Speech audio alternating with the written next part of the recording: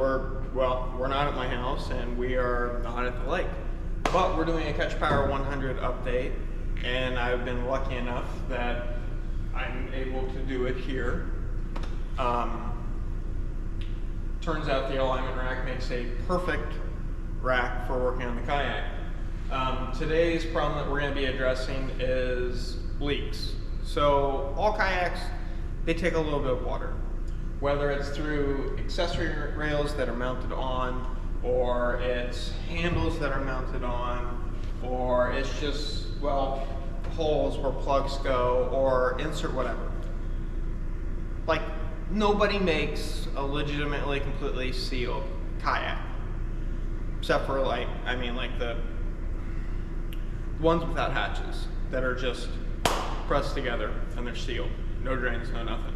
Anyway, Catch Power 100 is not one of those. Plus we have a myriad of other things that we have to kind of address. Some of my upgrades haven't fared as well as others. So we're going to go ahead and get started into the biggest offender of our leaks, and that is the rod holders back here.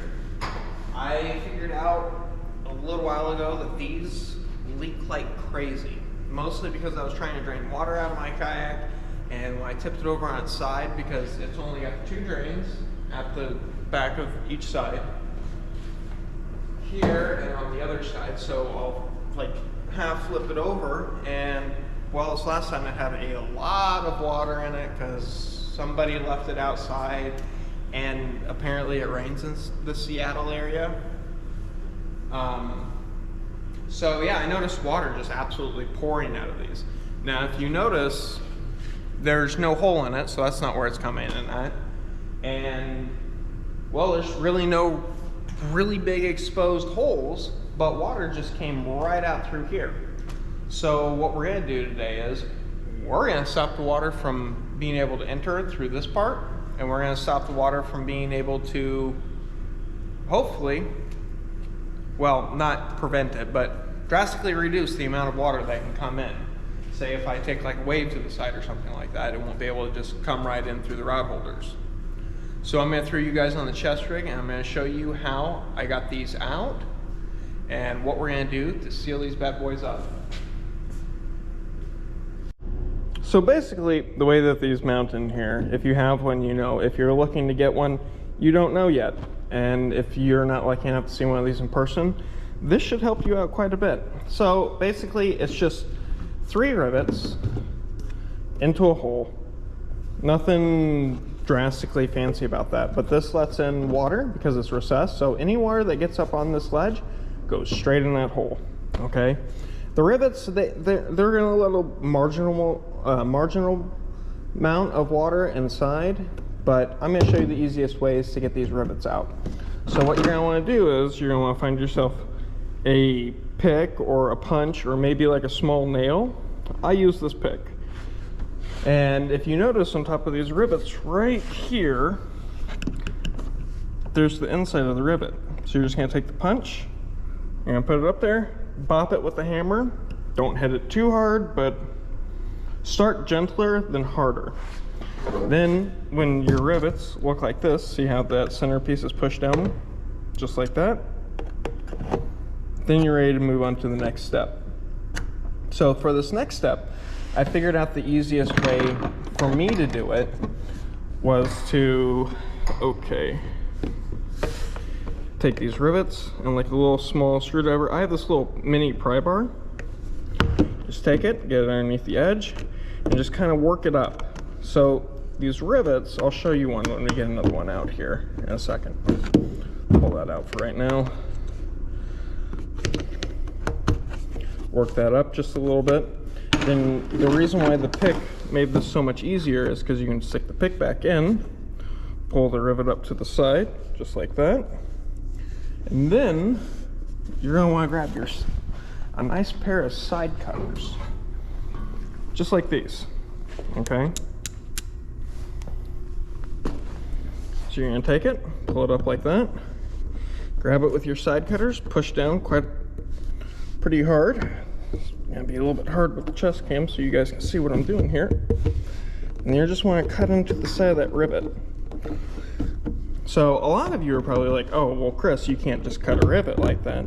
Well, these ones you can, because they're not like a traditional rivet like you're thinking of. So you can just pop it up like that, cut the last little piece off, throw it over there, and here, I'll try to catch this one so you guys can see what the other side of this looks like.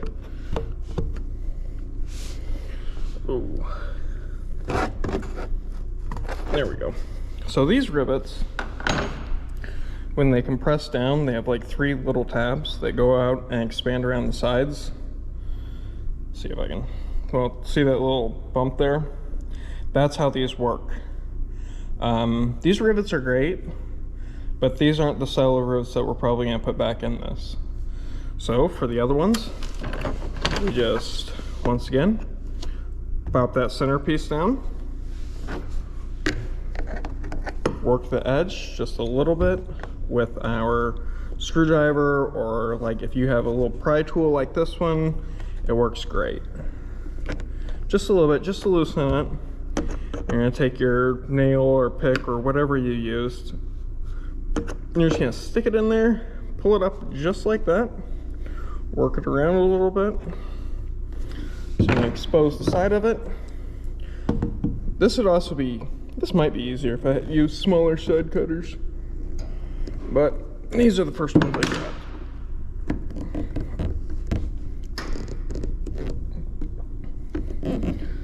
Sometimes they're not as easy as other sides. Bend you guys up a little bit there.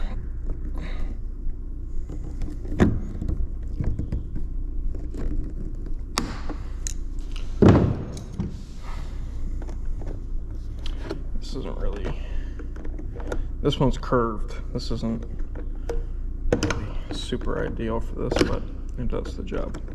Just kind of be careful when you're prying around this that you don't mar up that plastic around it, because I did that on the other side, because I've already done like all of these. I'm like, oh yeah, I should probably show you guys what I'm doing.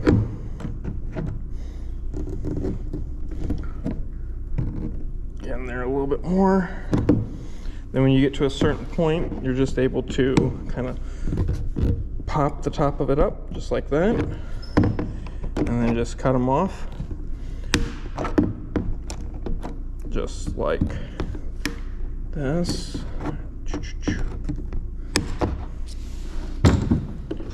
See, mostly because I've got a lot of stuff that I still have to do to this, I don't really care if I just push these down into the hole the rest of the way. I just really need them out of the way right now. Just like that.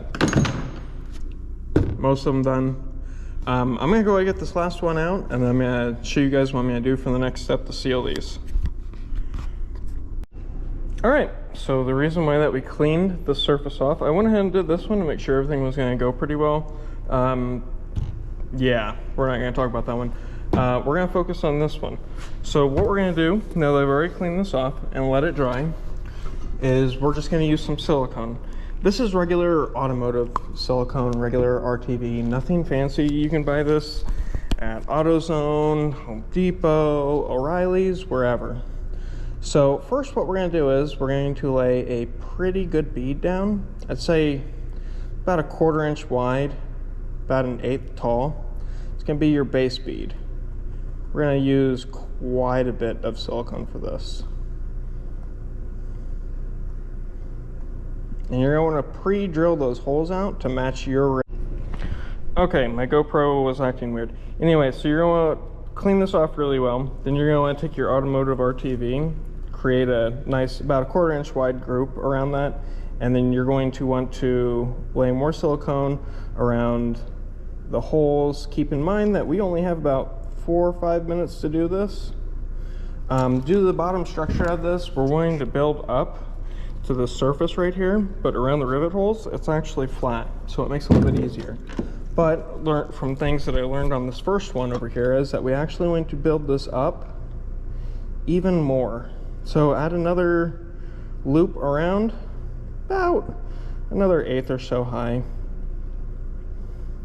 you're gonna go through quite a bit of silicone on this, okay? It's also entirely possible that after this, it's still not really gonna wanna seal. Okay. Go ahead and cap the silicone back off here. We're going to grab our rod holder. And remember how a second ago I just said make sure that you match your drill holes to the size of your rivets? Well, now that I've been talking about it, I just realized I didn't actually do that. So we're just gonna zip it through real quick. No big deal. And also make sure that before you start this project, that your riveter actually fits. My one that I picked up from Harbor Freight or Mac or whatever, turns out it doesn't actually fit these nice big plastic rivets as well as I thought. These are pretty close to what was in here originally. And we're just gonna drop them in just like that. These rivets aren't gonna fit absolutely perfect, but or like that one where it didn't fit at all. So we'll just grab another one. You're gonna want them longer than you think you would need for this application.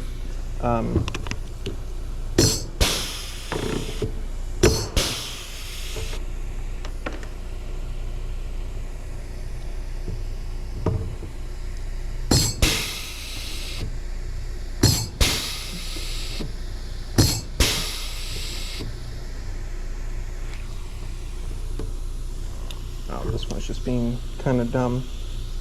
Okay. It wasn't grabbing a hold. Okay. Now that we got that in there, got that all put together, you can go around the edges with a little rag. Oh, let me unplug this real quick. It's loud. Clean up this silicone around the edges. That kind of pops out. Popping out is a really good sign. Yeah, these ones I butchered them a little bit getting them out because this was the side that I learned on. Just check and make sure that they are indeed holding, which is what we want. And we're good to go. I got to find some more rivets because out of all the rivets I found, most of them didn't work out too great. They either didn't fit in the slot on top here because it is kind of small, and if it did fit through that slot, the rivets themselves weren't really long enough. Just get way more rivets than you thought you would need because the rivets I originally got did not work. Lucky for me, I had these leftover ones from doing PDIs on brand new cars. They're just like a regular plastic rivet, basically exactly what was in here, just plastic. There's no real advantage to going plastic over steel or vice versa. So whatever you decide to get, it's up to you guys. I'm just happy with the way that these ended up turning out. So I'm gonna get going on the other side and I'll catch you guys later. Remember, I'm the Northwest Fisherman Chris, and I would really appreciate that like, follow, and subscribe at the end. Remember, stay safe out there on the water. Wear your life jacket, keep your head on a swivel, watch out for boats, just be safe, guys. And remember, fish around and find out. Take care, guys. See ya.